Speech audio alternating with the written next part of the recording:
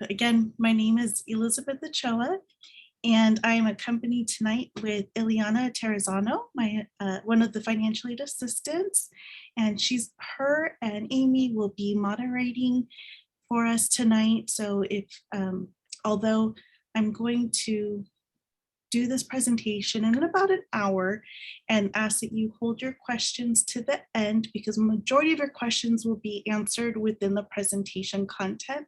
However, please do jot down your questions in the chat to ensure that I do answer all those questions. And Miss Amy and Miss Ileana will help me double check to make sure all those questions are answered before the end of the presentation tonight. And we are from West Valley College, but the information we are providing tonight is applicable to any college that you are applying to.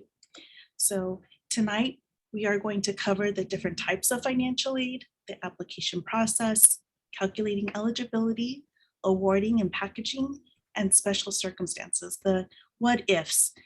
What if things change after you filed the application? We understand that things can change from day to day. Especially with COVID, lots of things have changed. So we understand, and there are some room for adjustments later on. So with that said, again, the information that we're providing to you tonight is applicable at the community colleges in California, as well as the CSUs, UCs, in-state and out-of-state public and private schools. And we really want to encourage all of you to take the time to apply for financial aid every year that you're going to be attending or your student is attending college, because we understand that right now you're starting to research colleges that have the majors your student is interested, and there's that initial sticker shock of the price tag and why is it so high. And financial aid really is here to support you in making sure that you're able to afford whatever college it is that your student wants to go to. So yes, initially you have that price shock, but we want you to understand why it's so expensive. Well, we are not only looking at the tuition and fees of the college, but we're also wanting to consider any other expense that your student is going to be accumulating or acquiring while they're in school. So what is it going to cost for them to survive while they're attending our classes for the 9 to 12 months out of the year? So we're also incorporating in the cost of attendance, books and supplies. Right now, your books are free as high school students, but going to college, you're going to have to purchase the books, workbooks, other supplies for your classes. So we're going to incorporate that into the cost. Transportation, how are you going to get back and forth to class? Are you commuting from home to the campus? Do you need a bus pass? Are you driving a car in which you need gas and insurance? Are you living on campus with parents or perhaps in an apartment nearby the campus, which then you're going to start accruing additional expenses like on top of the rent, utilities, PG&E, water, garbage in some cases. And then in addition to that, your personal expenses, food and shampoo and conditioner and razors, all those things that your parents are purchasing for you, you might not be purchasing on your own, but once you start going to school and maybe living on campus or away from the home, you're going to have to start thinking about these things as well. So the financial aid office at the colleges, we decided that we're going to put together a cost of attendance so that way you and your students know how much you're going to really need to survive while your student is away for the year. So you're not writing a check to West Valley College for $14,000, but just keep in mind that that's what those costs are referring to, all of the itemized expenses that your student will be needing to think about. So we're going to try to meet that cost of attendance So that way you're not having to worry if the student has enough money to survive. So the federal government says really the responsibility lies on the parents and the student to cover the cost of their education to the extent that you're financially able. Well, how do we define financially able? Does it depend on where you live? Does it depend on the family size?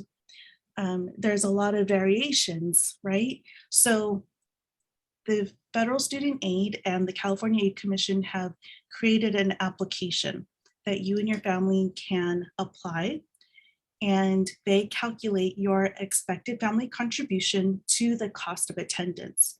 So when you apply to the various colleges, you're applying with one application, the FAFSA or the DREAM Act application. We calculate your EFC, and you notice how that EFC doesn't change no matter how costly or relatively less expensive a college is. We're going to help meet your need with the various financial aid programs and awards. So where is that money coming from? Again, it's coming from the Federal Student Aid, the California Student Aid Commission, and the institution itself where you're applying. We each have our pots of money that we're going to utilize to award your student financial aid, so that way we can meet that need and your full, try to cover that full cost of attendance. So these are the individual federal programs. You don't have to memorize them. Just know that there are multiple federal programs that we're considering you for automatically. A lot of families say, well, I don't want to apply for financial aid because I don't want to have to pay the loan back. Well, this will help to reassure you that we're not just considering you for a student loan. There are a lot of free programs like the Pell Grant and the SCOG. It's free money, grant money that you don't have to pay back. If you're eligible for it, you get it, and it's free money. Whereas the Chafee Grant, that's a federal program, but that's for students who are or were in foster care or foster youth. And so that money is to help them with those additional expenses of living on their own without that family support system. Federal Work Study is part-time work on campus to help students earn additional money, so that way they don't have to rely on the student loans. Again, the work study program is for students to get connected with the department of their major, do some part-time work with that department, get some hands-on experience to accompany what they're learning in class, and make those connections. We pay them from the financial aid for the number of hours that they are working. Typically, it's 18 hours a week, and it pays good money. It's greater than the minimum wage and can go up to sometimes $19, $20 an hour. So a great opportunity for your students.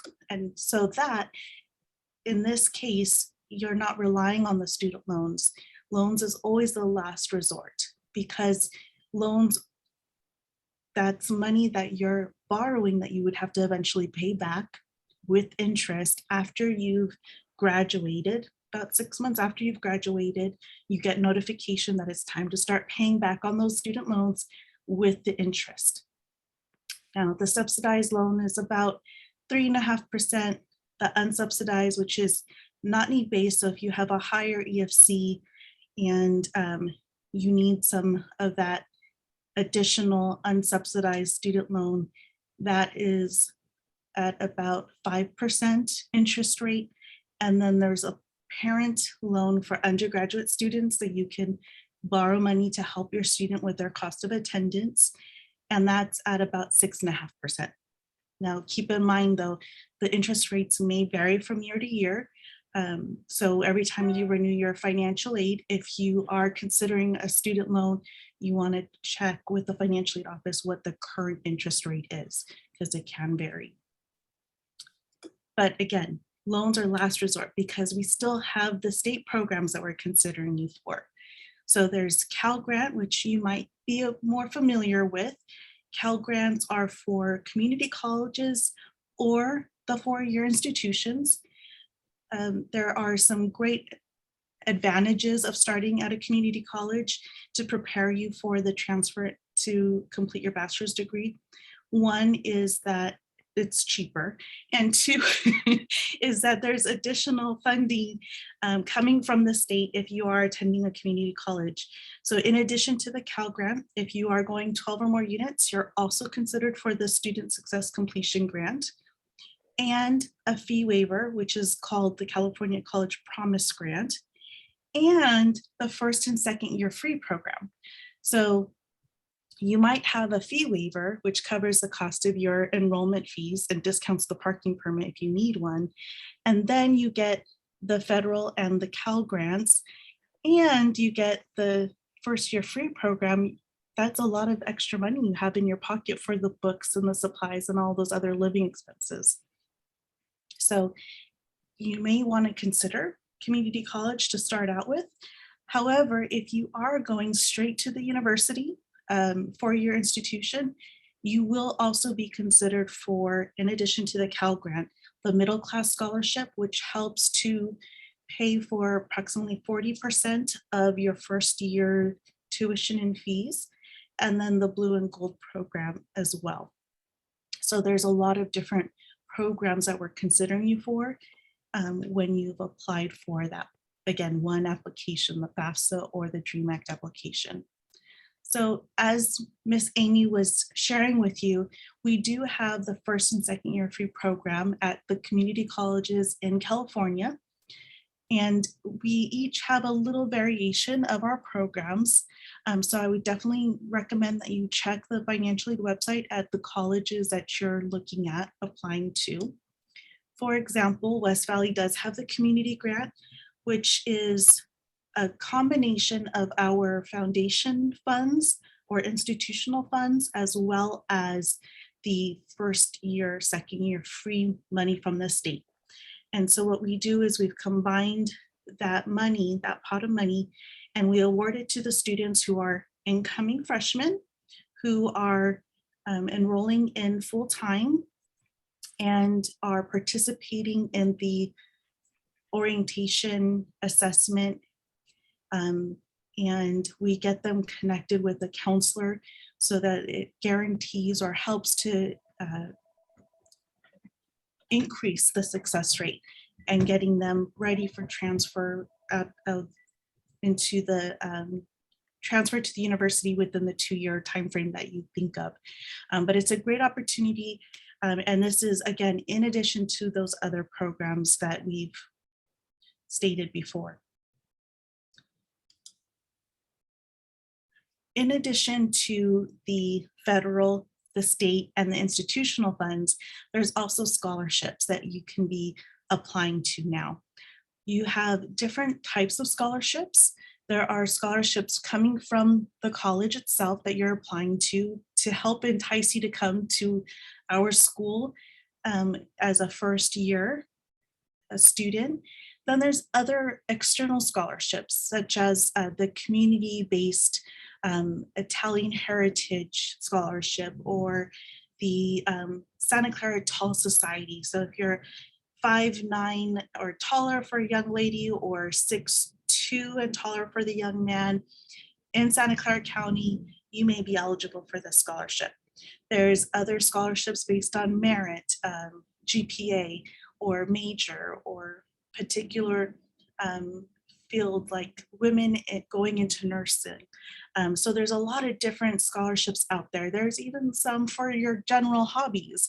If you like the color green or you jump frogs for hobby, there's a lot of different types of scholarships out there. So definitely do some homework, do some research, and look at different scholarships that you can apply to help supplement your need. So again, the student loans is the last resort. I know that your counselors here at Prospect do a wonderful job researching scholarships for you ahead of time. So you want to check with them or your Naviance School Loop pages to see what scholarships they've already found for you. Start there and then you can expand. Some key dates and reminders for financial aid. our applications open October 1st, and the priority deadline is March 2nd.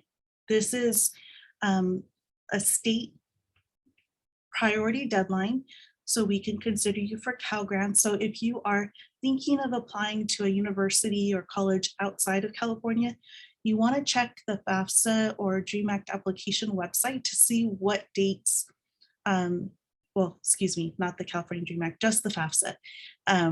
DREAM Act application is only for California students, excuse me. So if you're going to an out-of-state school, you want to check the FAFSA application website to see what the priority deadline for those states are. Or you can check the website of the college that you're applying to see what date that they prefer you get that application in. I know for Santa Clara University, Stanford, it is an earlier time frame, so you definitely want to check that out. A reminder again is that you're filling out the FAFSA or the DREAM Act application every year that your student is going to be in college. So I recommend that you create a meeting between the student and the parent and set aside an hour of time, maybe Friday night after dinner, schedule an hour with each other to sit down and do this application together. And then make it an annual occurrence. So every year at this time, you sit down together and you renew the application. As Amy said, the second time is so much easier, but still give yourself about an hour time frame. So that way you're not rushing and you can really take your time and ensure that you're, again, not rushing, because when you rush, that tends to be when the mistakes happen. So book some time together and have your 2020 taxes in hand. It makes it a little easier for you to get that information inputted.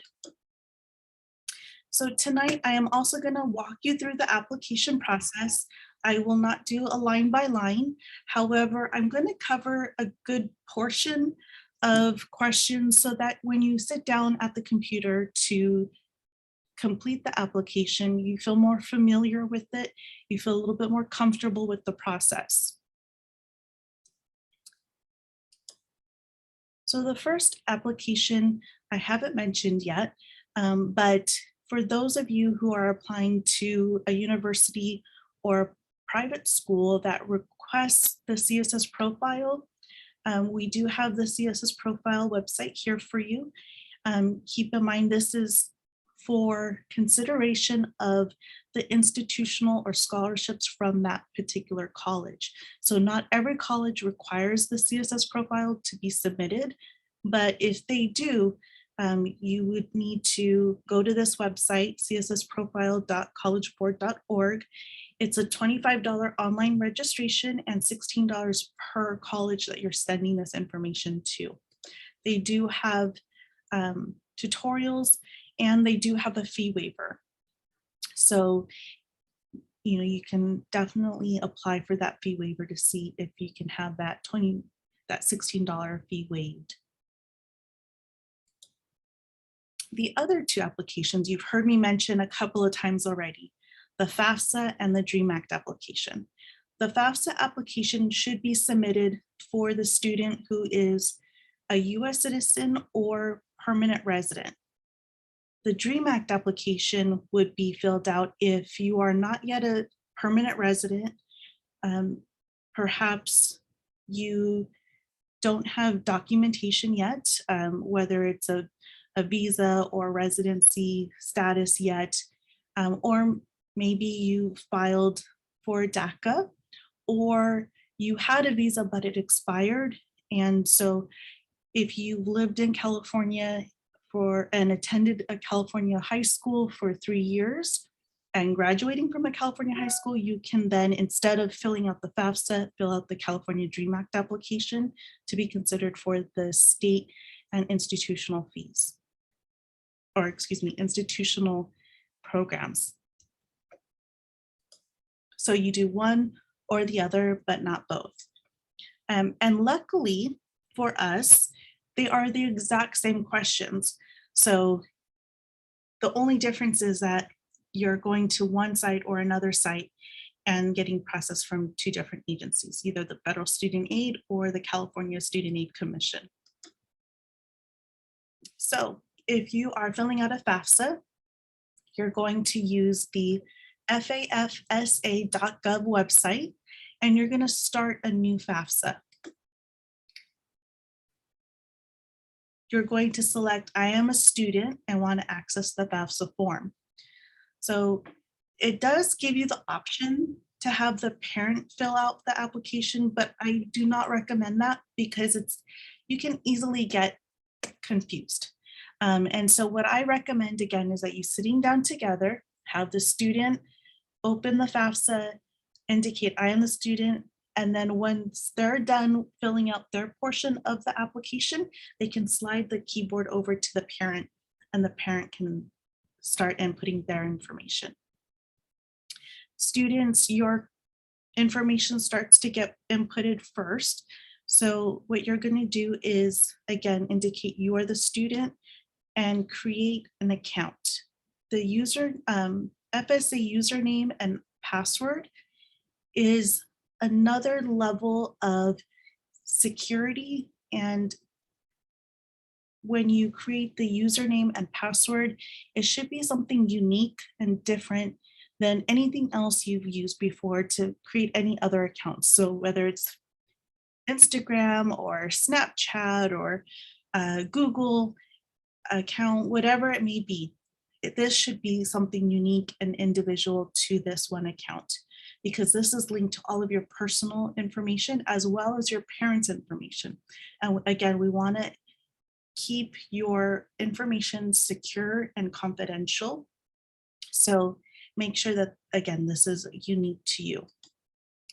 You're also going to use an email, not one that's been assigned to you by your high school, but something that you will be able to access at a later time after you've graduated and should be different than your parents' email.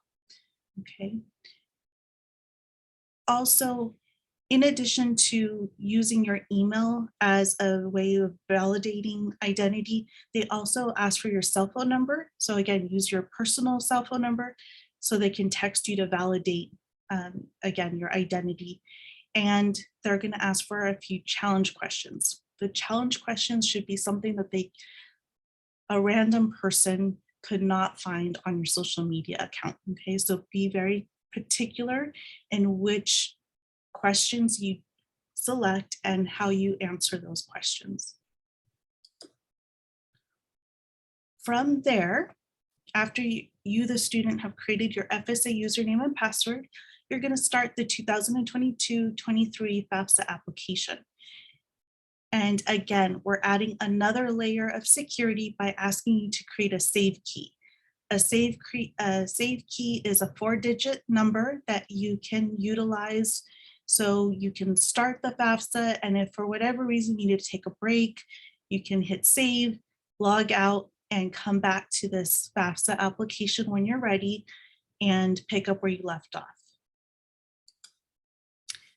The information that you use to create your FSA ID, your name, your social, your date of birth will automatically be transferred to the FAFSA application, so you don't have to type that in again. Remember, your FSA username is replacing your social security number from here on out, as well as your signature. So please make sure that you use your full legal name as it appears on your documentation. And again, making sure that your date of birth is entered correctly, month, then day, then year. I've seen it happen sometimes where students will try to use their nickname, or they will, if they have 2 last names, they shorten it and only include 1 last name. And what happens is the FAFSA isn't completely processed because it hasn't been validated by the Social Security Administration. And so it really prolongs the process of giving you your financial aid award. So please do make sure that you're using your full legal name as it appears on your documentation. The next question, are you male or female? Now, depending on how you answer this question will determine what question appears next. So this is a smart form and has skip logic. So if you say female, you will not see this question appear. However, if you say male, you will be asked, are you registered with Selective Service System? If you say no, then they will ask you if you would like to be registered. And you can say yes, register me, and they will hold that registration until your 18th birthday. So it's one less thing you have to follow up with. Next, we're going to ask for the student's educational information. So what will your high school completion status be when you begin college in 2022-23 school year? You're going to indicate high school diploma. I know you haven't graduated yet, but that is the end game goal. So you're going to go ahead and indicate high school diploma. And then towards the bottom, what will your college grade level be when you begin the 2022-23 school year? You're going to indicate first year, never attended before. So even if you're participating in the middle college or concurrent enrollment or dual enrollment programs with the district, because you haven't graduated yet, they're still considering you a first-time student, and thus you would indicate first year, never attended before. Okay, and then we would like to know where you're graduating from. So you would type in California and then Prospect High School, hit search, and you will get a pop-up box where you would select the correct school listed. The next segment, we would like you to tell us which schools to send this FAFSA to. So at this time, you can list up to 10 schools. You're going to select the state and the school name and hit search. Now, you're only going to do the top 10 schools at this time, one being the most costly, highest priced California college. So we can consider you for the maximum amount of Cal Grant. And then you can list any other school after that without any particular ranking. And the reason is that every college will get a copy of this application, but we don't know who else you listed.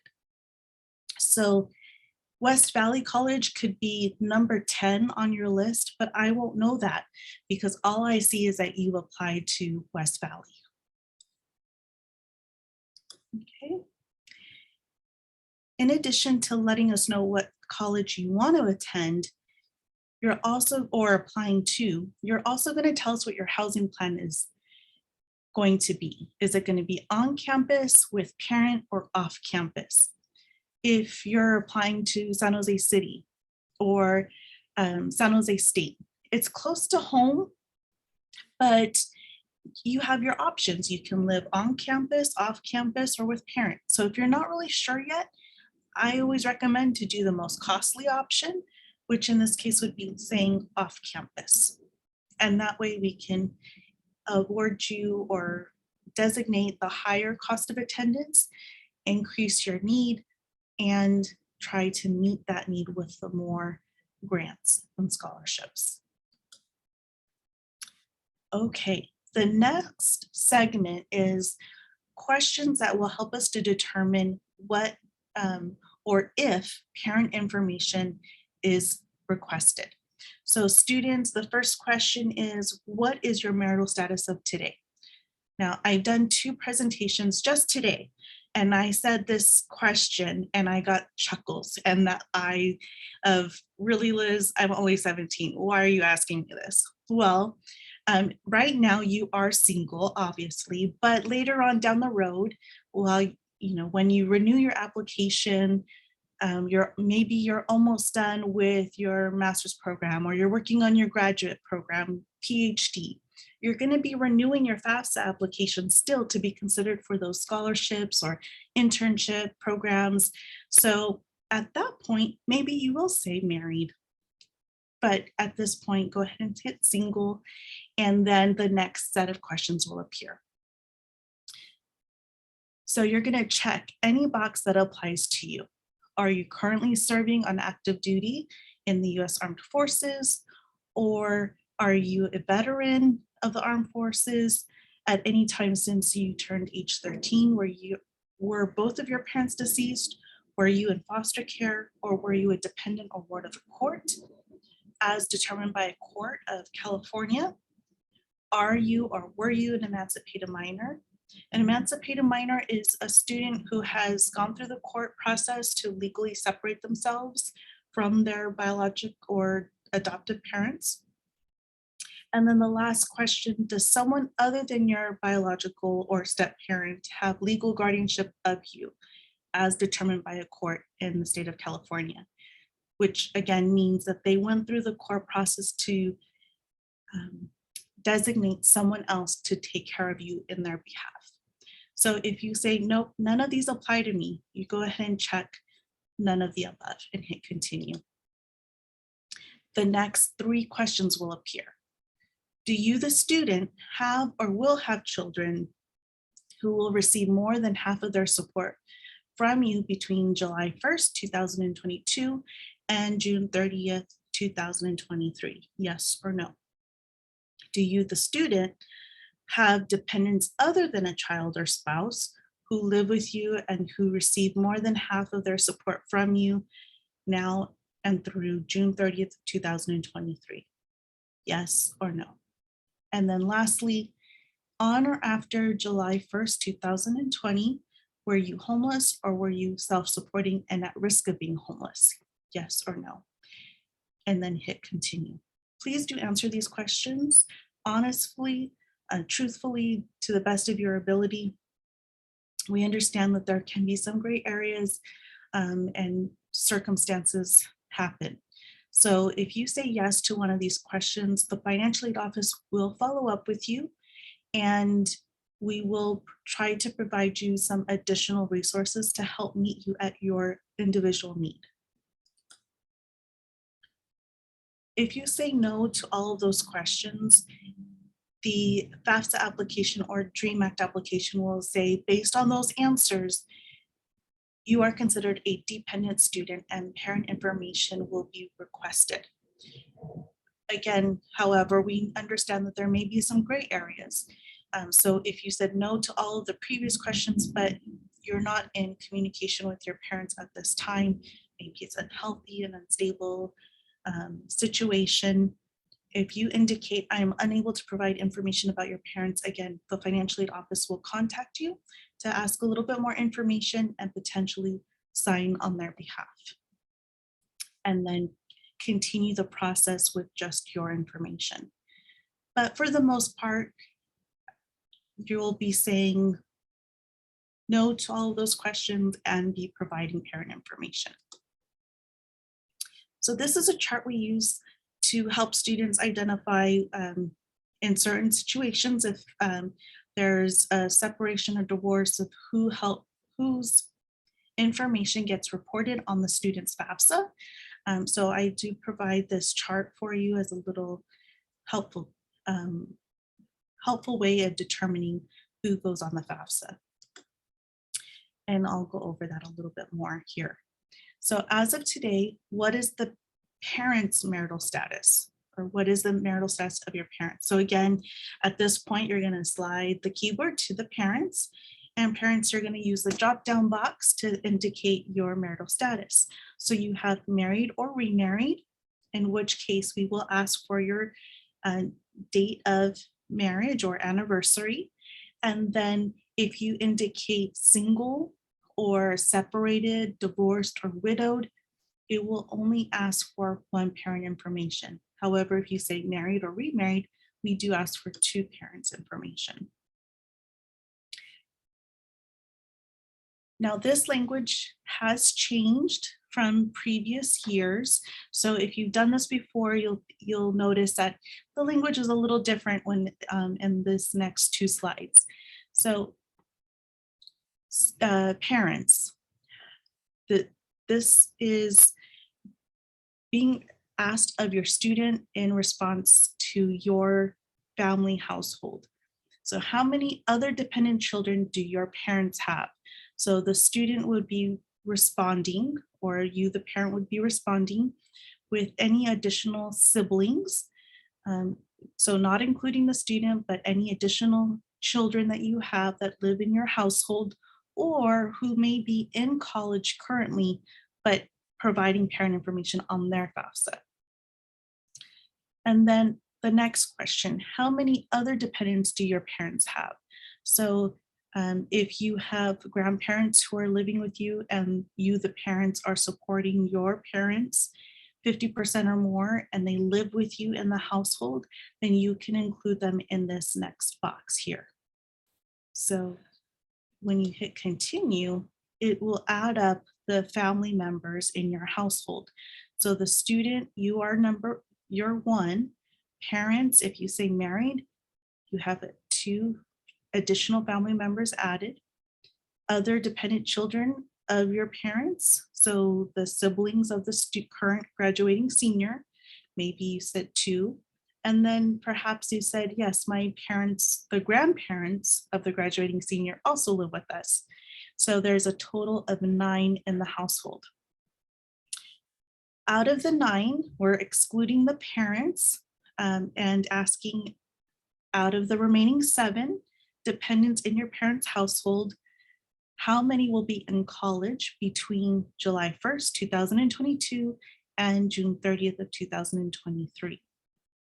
And then you indicate how many here. So include the student, the graduating senior of whom you're filling out the FAFSA for, and anybody else. Maybe there's a twin or an older sibling who's already in college. Again, having to provide parent information on their FAFSA would be included in this number here.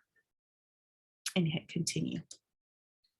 Parents, we're going to continue with your information. And for 2020, have your parents completed the IRS income tax return or another tax return? So you again have a drop-down box here. You can indicate already completed, will file, will not file. If you indicate already completed, it will ask you what type of income tax return you filed and what the tax filing status was. So in this scenario, the parents of the graduating senior indicated that they filed an IRS form 1040 and they filed married filing jointly. So then the pop-up box will appear to give you the option to proceed to the IRS data retrieval tool. It's a wonderful tool that allows you to retrieve your information that you've already submitted with your 1040 form to the IRS, and it will populate all of the tax questions for you. But in order to do that, parents, if you have not yet created an FSA ID username and password for yourself, you are going to create one now. And if you have 2 parents in the household, you can decide who's going to create the FSA username and password. Hit continue and validate your first, last social security number, date of birth, filing status, and your address, and hit submit. Keep in mind, this is for 2020. So if you have moved since you filed the 2020 tax return, make sure that you do use the previous address and hit submit. So that way it can retrieve the appropriate information and it will populate all of these tax questions you see here. And then you're going to check the box that says transfer my tax information into the FAFSA form and then transfer now. You will see all of the tax questions will indicate transferred from IRS. And then you can move to the parent asset portion of the FAFSA. So as of today, what is your parents' total current balance of cash, savings, or checking account? If you have multiple checking accounts, if parent 1, parent 2, each individual has their own cash, checking or savings account, combine those accounts and put the total sum in this first box. Then as of today, what is the net worth of your parents' investments, including real estate, not the home that you live in? And then I'll go over in the next slide, what is an investment versus what is not an investment. And then third, as of today, what is the net worth of your parents' current business or investment farm? A little break from the feds. is that if you are self-employed or you have a family farm with less than 100 full-time employees, then you can put 0 in this box. Okay, so now we're going to go back to the previous question. As of today, what is the net worth of your parents' investments? What is an investment? Well, the real estate, rental properties or vacation homes that you might have. Again, not the home you currently live in. So if you have a rental property or a vacation home, you would take the current market value of that home and subtract any balance of the mortgage that you might still owe, and the remaining amount is what you would include in the investment question. However, if you have other investments such as trust funds, money market funds, mutual funds, CDs, stock options, whether they matured or not, if it's an option, what would it be valued as of today if you were to cash out? Bonds, Coverdell savings accounts, and installments and land sales, commodities, which would be a collectible item that you could sell, such as coins, stamps, anything of that nature. College savings plans or prepaid tuition plans, otherwise known as a 529. Those are all considered investments. So if you have multiple investments, go ahead and add them up and put them in that box. Investments are not, again, the home you live in, the value of your life insurance or retirement plan, such as a 401k, a Roth IRA, a 503 or 403b, 457, excuse me, I'm getting a little tongue-tied. It's my third presentation, so excuse me. So if you have a life insurance plan or retirement plan, please do not include those in this investment question. However, if you are doing a CSS profile, they will ask you for these additional items to be considered for the institutional funds. Okay. Then once you've answered that question, again, parents, you're going to slide the keyboard back over to the students, and students, we're going to start asking questions about your income information. So if you worked and filed taxes for 2020, you're going to use the drop-down box and indicate already completed or will file or not going to file.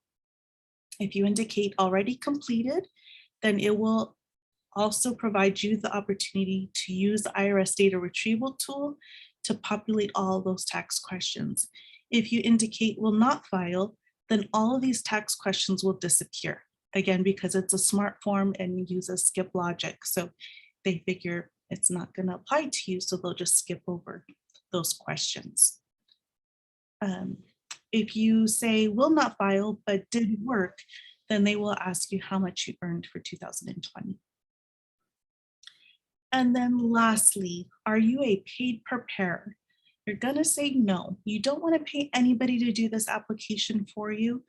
It doesn't guarantee that they'll do it right or even submit it on time. I've heard some really sad stories about that. So please, if you have any questions, feel free to contact me. My contact information will be at the end of the presentation where you can contact me and answer any questions. We also have workshops available.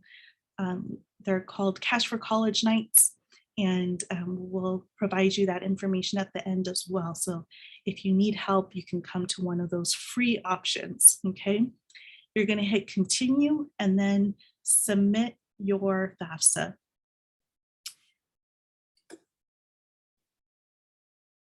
So then the students will be asked to read the terms and conditions, select I agree to the terms and conditions above, and then sign and submit. Parents, you will also be asked to sign with your FSA username and password.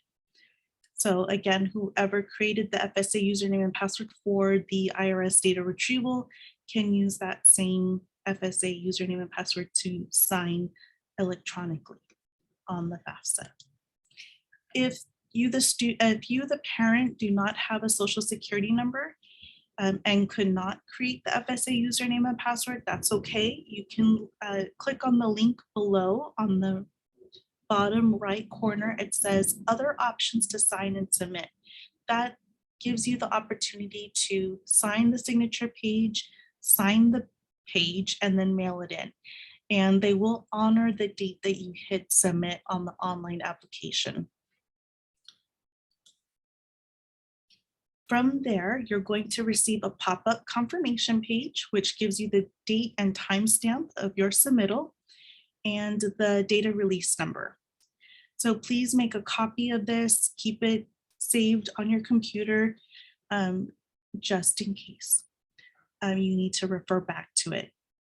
Basically, they provide you the next steps in this process. It also gives you the opportunity to transfer the parent data to another FAFSA. So if you have another sibling or child submitting the FAFSA, this will give you some time-saving options. Also, at the bottom of the confirmation page, you will see all the colleges that you listed that will be receiving a copy of this FAFSA. Okay. So again, we indicated towards the beginning, you're going to do either the FAFSA or the DREAM Act application. And we just went over what the FAFSA looks like. And again, the questions are exactly the same. So I'm not going to go over the DREAM Act application, but I did want to show what the the website looks like for your familiarity and provide you that website if you are going to be utilizing this application.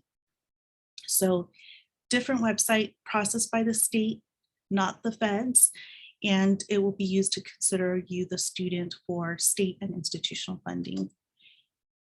And to supplement that, they do ask, or I should say the college does ask, that you also submit an AB 540 affidavit to confirm the California residency and charge the in-state tuition fees. So if you are doing the DREAM Act application, you want to make sure that you also submit the AB 540 affidavit to the college admissions or registrar's office. So again, what happens after you submit the FAFSA or the DREAM Act application? Well, you're going to, I should say the student is going to receive follow-up emails. One is from the student aid, federal student aid, and you will receive a student aid report link. This gives you a secondary confirmation of the information you listed on the FAFSA and give you the opportunity to make any corrections as needed.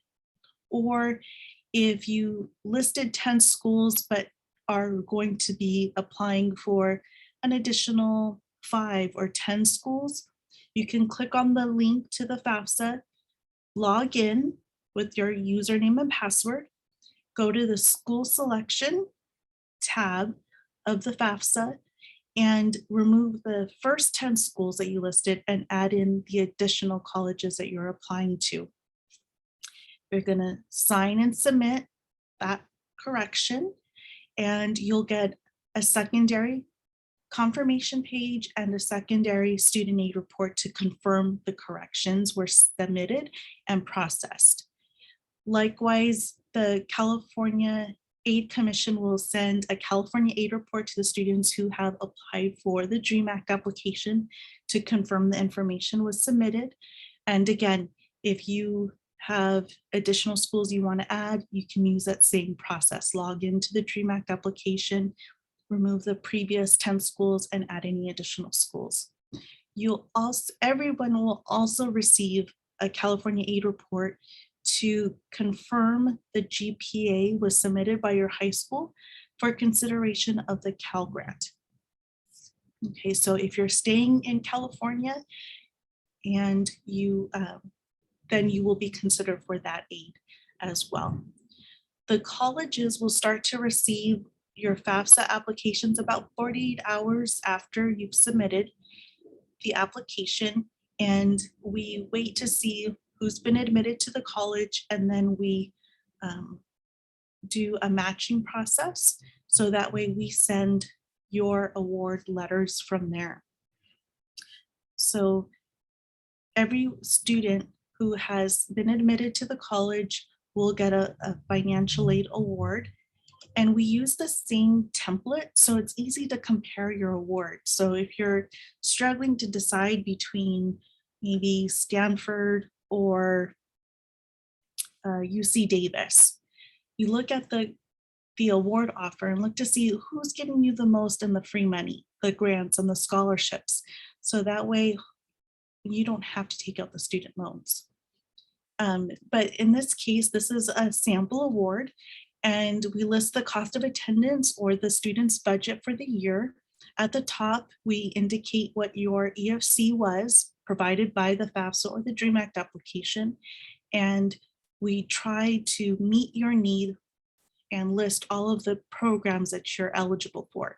So again, start with all the free money first, and if you're eligible and awarded any additional scholarships, we will definitely add that into this award. We tell you exactly what you're getting for the year, and then we break it up between the semester or quarter system. So you'll see fall, spring, and winter session. Some schools send this electronically to your email, and you're given a hyperlink to indicate whether you've accepted their award or not, or declined it. So maybe you're accepting all the free stuff, and then you get to the bottom where it says loans and hit decline. Okay, so this is just a sample for you to reference for later. And then from there, again, we know that things can change. We hope that things don't change for you, but we understand if they do. So if you've submitted your FAFSA or DREAM Act application and then your income has changed since 2020, maybe your assets have changed, your child support has ended now that your student has graduated from high school, or there's medical or dental expenses that aren't getting covered by the insurance. You can inform the financial aid office of where you will be attending, that things have changed from your FAFSA or your DREAM Act application since 2020. And we will be able to readjust your offer based on the current situation. So utilize this resource and don't be shy. And don't be ashamed of things changing. It happens. Make sure that you're utilizing the resources that are given to you so you can maximize the financial aid award that we can offer you. So I have provided contact information so that if you have questions after tonight, you have a link to contact myself, Ileana, or Sonia, and we will answer those questions for you at any time.